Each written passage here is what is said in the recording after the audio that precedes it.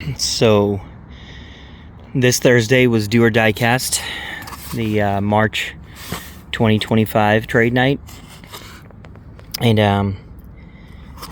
I got a few things, and so I'd like to go through and unpack this stuff and show you guys what I got.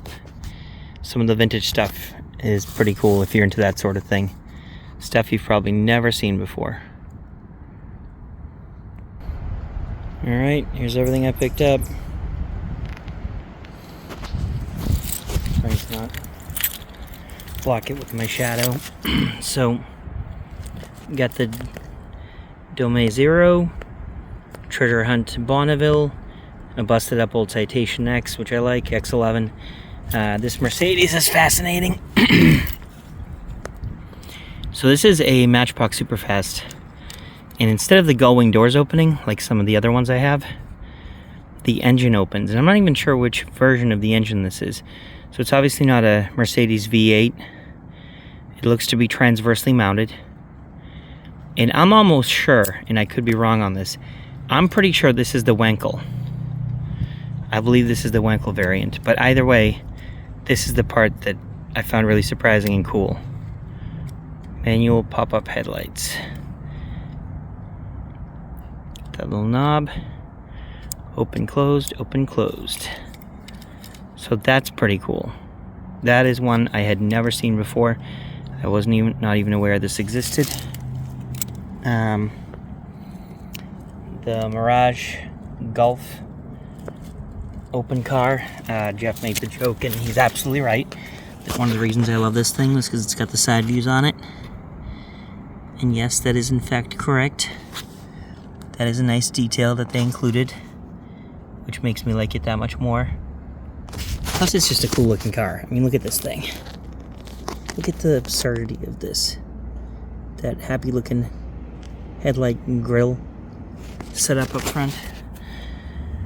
Target exclusive E500. Picked up another loose 600 SEL.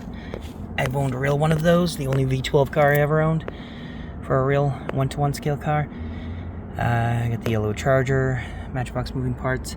This thing is wild. It says it's fueled by the imagination on the back. It's one of those fantasy cars, but it's kind of a neat fantasy car. I don't know. As a toy, I like it.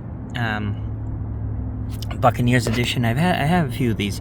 Not this particular one, though. I almost forgot the Anglais came in this. If I do have one, it's all busted up. It's definitely not a really nice one. Might have gotten one scratched up at a yard sale. I mean, twisted metal, anybody? That's what I think of when I see that.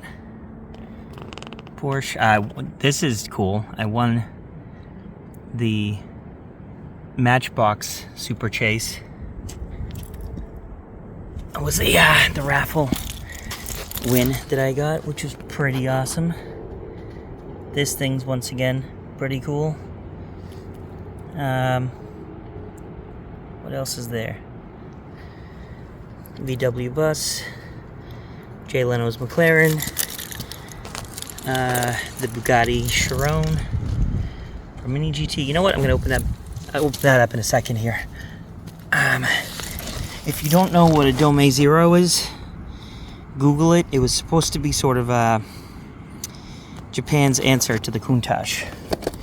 It never really came to anything, but so this thing was cool. Dave, who I've been buying all these cool vintage models off of, had this, and I thought that this was really neat.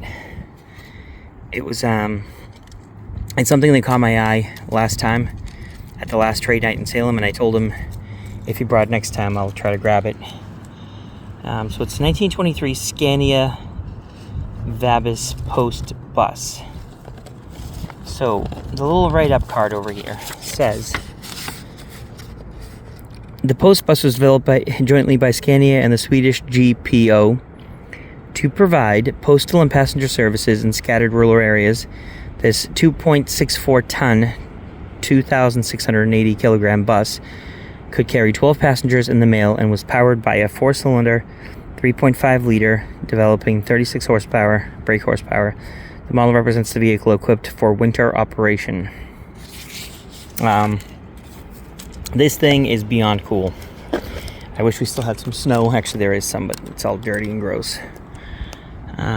Look at this thing. How cool is that? There you go. Some dirty snow.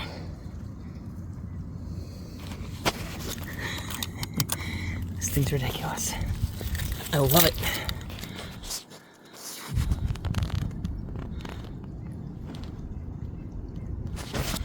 So obviously, we've got a snowmobile style setup, like the early Model T Fords.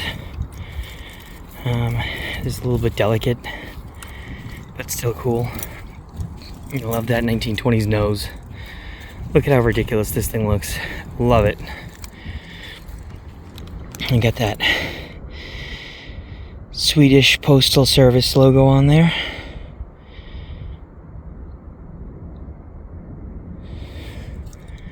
How cool is that? This is the kind of stuff most of the kids can't appreciate at trade night, but I love it. Absolutely love it. Every time Dave shows up, he's always got good stuff. This guy has never showed up and had a bunch of stuff that kind of sort of interests me. It's almost everything he has is awesome, and this is a good example of that. Absolutely love this thing.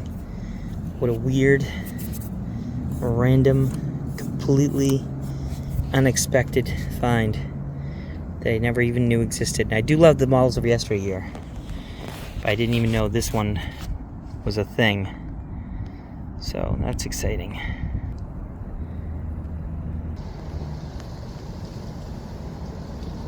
So if you're into this kind of thing, you ever see this at a flea market or something, pick it up because it's pretty awesome.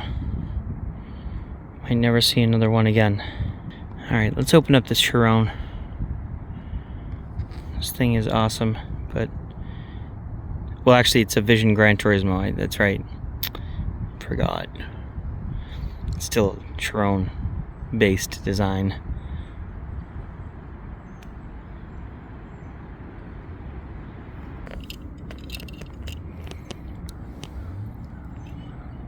Look at this thing. Wow. It is pretty wild. Those wheels are crazy, but very fitting for a Bugatti. Bugatti essentially invented the modern alloy. Yeah. Bugattis in the 1920s had mostly wooden wheels, and they started to transition over to like a billet aluminum situation. I forget exactly if, I don't think they were forged, but they were, it was a very modern thing at the time. A set of lightweight wheels for a race car made of aluminum. This is at an era when wire wheels and wooden wheels were pretty much the standard and the norm. And here comes Bugatti with this wild sort of stylized metal spoke thing, and he's making it out of a lightweight material. Aluminum was very exotic back in those days. It's a very common element, but it's not easy to work with. As far as manufacturing goes, they didn't do much with aluminum back then. Yeah, how cool is that?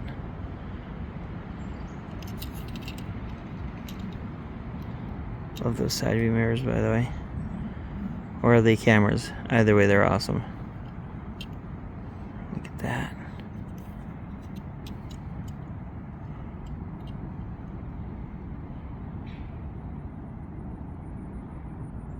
Alright, last I'm going to show you this wild race car. It's called a Helmet TX, and it is powered by a helicopter motor. So there's a helicopter turbine back here, probably out of like a Bell Jet Ranger, that's powering this car. Apparently it didn't, obviously, you know, it's a very little, it's a lesser known race car. It obviously didn't do incredibly well, but it's still neat, and it's got gull wing doors and the late 60s styling.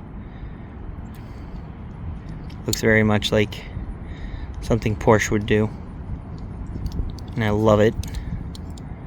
It's wacky and weird. Those Ford Zephyr taillights, maybe? I think so. Check out the detail on that helicopter turbine engine, though. That is wild.